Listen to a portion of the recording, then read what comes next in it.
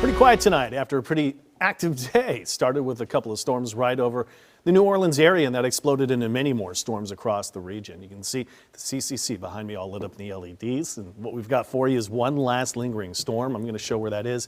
And it just had a last rumble of thunder in central northern parts of Louisiana. Got some storms into southwest Missouri. But this is actually a leftover from the storms that originated in southeast Louisiana earlier today. And that's the last of them, and that's about all she wrote. So let's check out the real-time temperatures, and it is a mild and muggy night.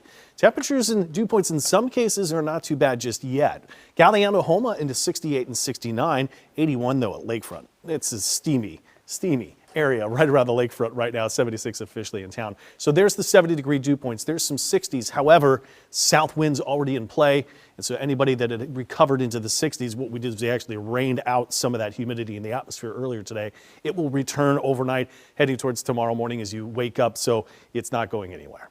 If you got beach plans this weekend, not too bad. Saturday into Sunday, temperatures 88, but by the time we get to Memorial Day, some indications we got a system moves kind of west to east, and that could be a few more storms, but overall should be good. That UV index, though, is high.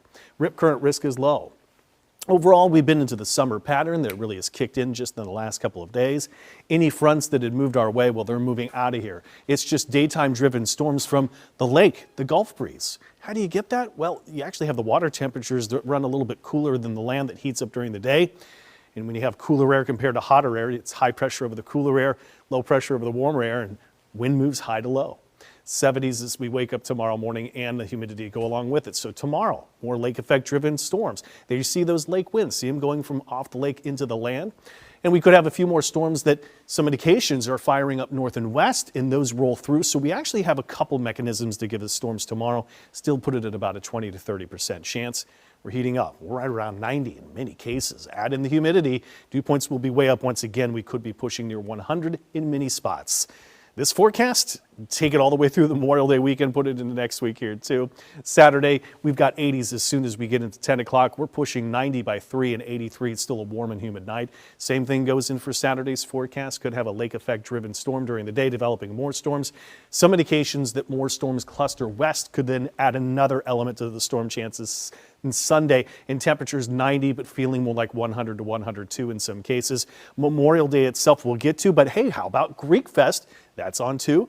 Saturday into Sunday, this should be fine. You just got to keep cool. Maybe take the rain gear just in case you get a storm there at Bayou St. John.